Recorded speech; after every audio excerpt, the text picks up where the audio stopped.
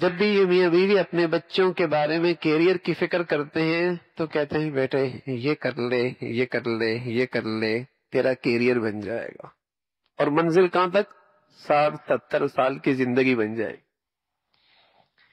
یہ کیریئر اگر کافر کا ہے تو سمجھ میں آتا ہے، اس لیے کہ ان کے ہاں اس کے بعد کی زندگی کوئی نہیں۔ ہندو کا ہے تو سمجھ میں آتا ہے ان کی اس کے بعد زندگی کوئی نہیں۔ سکھ کا ہے تو سمجھ میں آتا ہے کہ اس کے بعد ان کی زندگی کوئی نہیں۔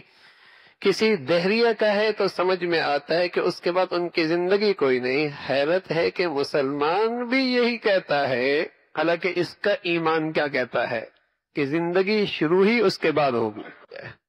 کبھی خیال ہی نہیں آیا کہ ہم نے اپنے بچے کی زندگی بنانی ہے۔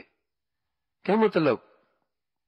خربوں سال کی زندگی بنانی۔ کبھی میاں بیوی نے بیٹھ کے اپنے اولاد کی یہ فکر نہیں کی، کیریئر بناؤ میاں۔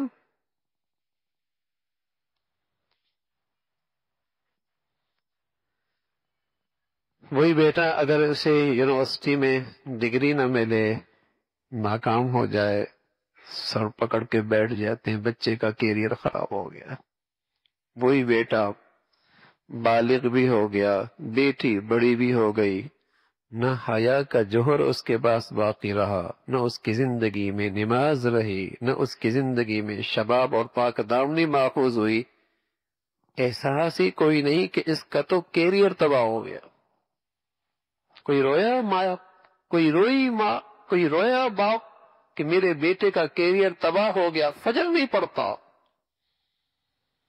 میری بیٹی کی زندگی برباد ہو گئی، اس کی زندگی میں حیا کوئی نہیں، غیرت کوئی نہیں، ڈگری نہ ملے۔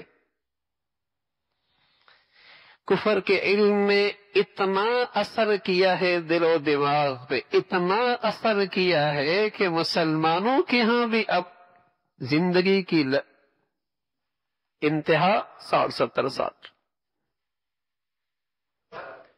کتنے لوگ اس پریشانی کو لے کے آتے ہیں، کاروبار نہیں ہو رہا۔ کتنے لوگ اس پریشانی سے ہیں کہ چلتے چلتے کاروبار کو پتہ نہیں کیا ہو گیا۔ کتنے اس پریشانی کو لے کے آتے ہیں، بیماری جان ہی نہیں چھوڑتی۔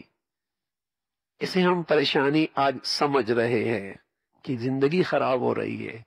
کوئی نہیں پریشانی سمجھتا، بیٹا نماز نہیں پڑھتا، بیٹی نماز نہیں پڑھتی، بہنیں حیا کی چادر نہیں اوڑھتی، میرے گھر میں موسیقیوں کی آوازیں اٹھ رہی ہیں، لقمہ حرام ہمارے گھروں میں استعمال ہو رہا ہے، اس پر کوئی بے چینی کوئی نہیں،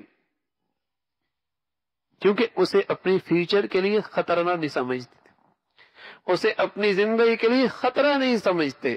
اگر خطرہ سمجھتے سر پکڑ کے رونے لگتے۔